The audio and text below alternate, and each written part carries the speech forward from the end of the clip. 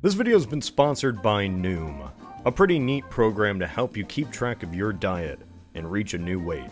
Okay, now onto the actual video. It's January.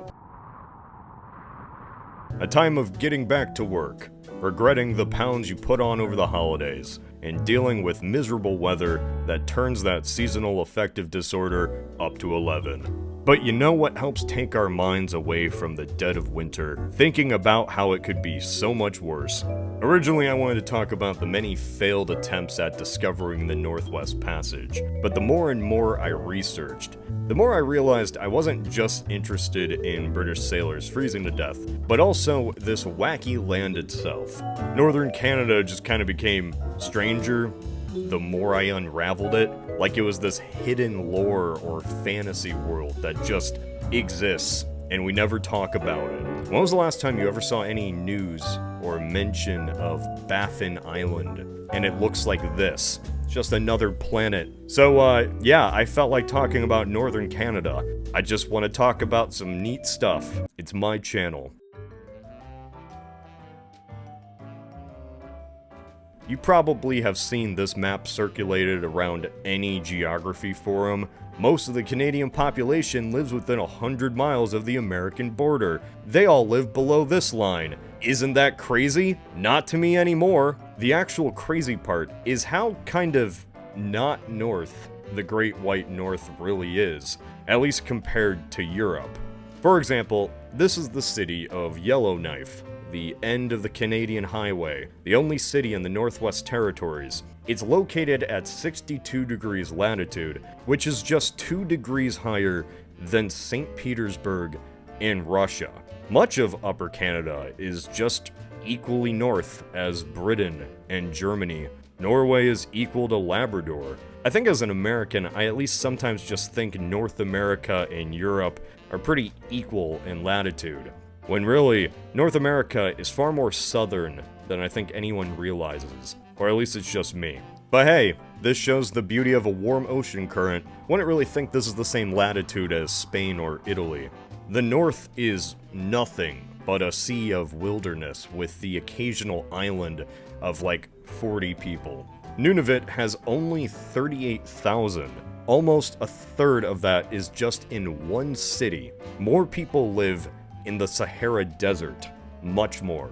And there tends to only be 1 or 2 towns on islands the size of entire states. I always find it fascinating when it comes to extremely cold places, as today there's talks and plans about colonizing Mars. Decades of technological innovation and planning to build a new base on another world, and yet there's hundreds of thousands of square miles of wilderness just north of us. I sometimes wonder what would happen if the temperature was different here. What if it was warmer? Would the true scale of this land actually be realized? I mean, this is a whole archipelago bigger than the Philippines and Japan. It has landscapes that boggle the mind on just the top of the world, and nobody really talks about it, as they're home to like 15,000 people. Oh wait, I forgot about the people.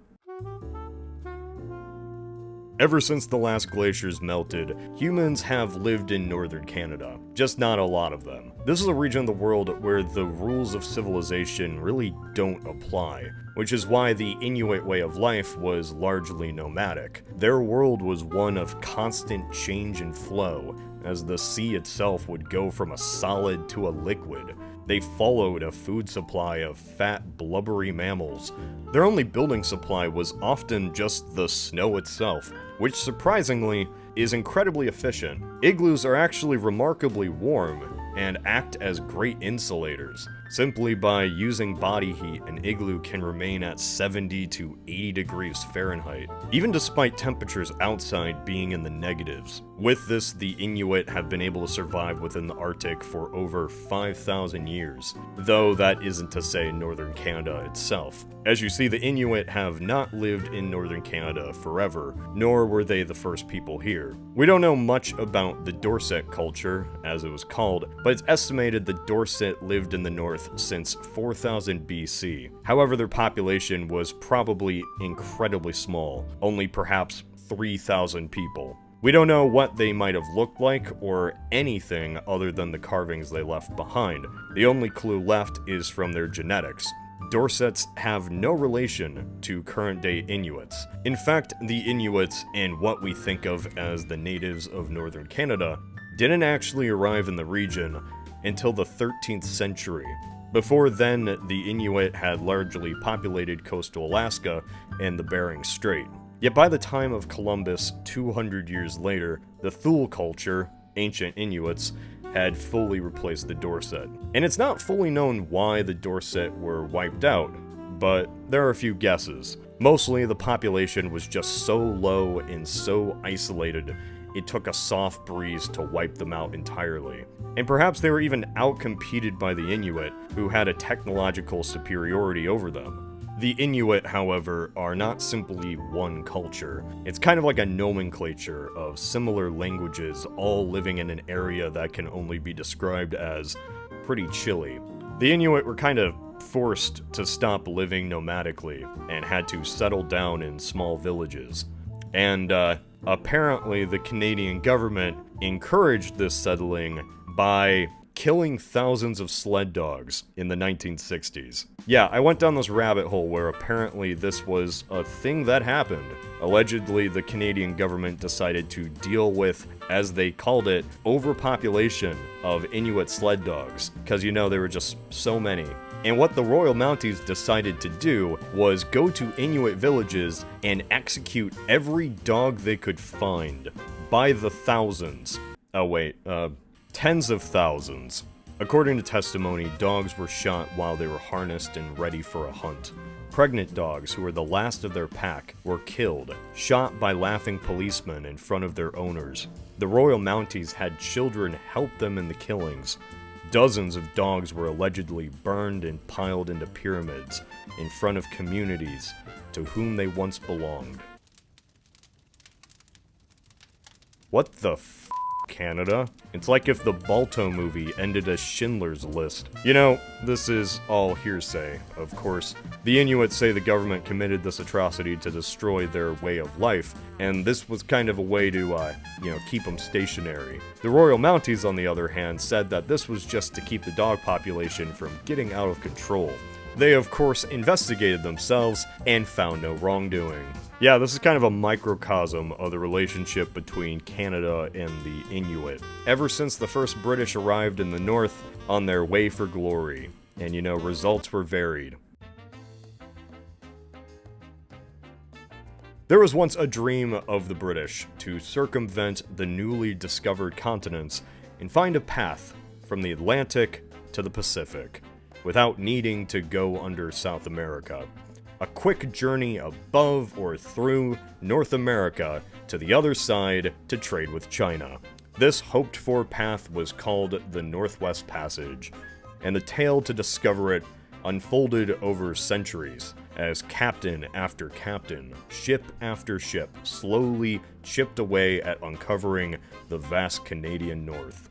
All of these voyages aimed to be the one to finally get through, yet never did. So by their own definition, you could kinda say they were all failures.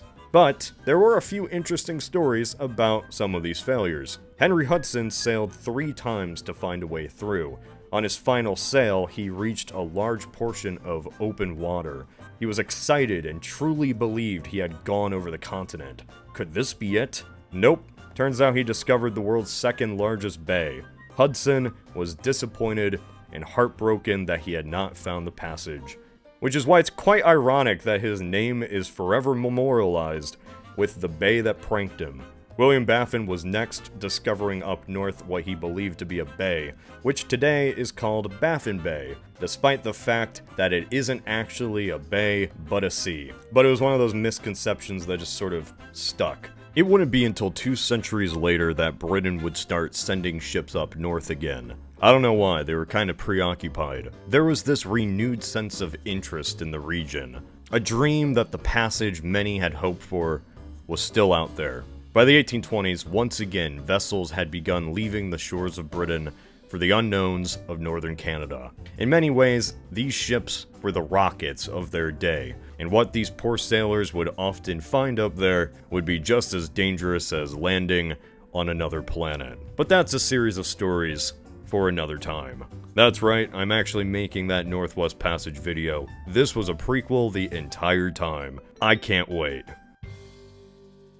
So fun fact, due to their historical diet of seals, and any Arctic animal really, Inuit diet historically was incredibly high in both calories and fat. But despite this, Inuit actually have less risk of heart disease and obesity issues, while consuming amounts of fat that for non-Inuit would result in major health problems and weight gain. But while most of us don't eat seal blubber, we do sometimes have diets that are a bit too high in calories. This video has been sponsored by Noom, a program that gives you the tools to start controlling what you eat, how you eat, and gives you an accurate track of your goals and weight loss, or just to maintain a healthier lifestyle. You know, for me, this whole YouTube thing isn't the most healthiest thing in the world, sitting in front of a computer all day.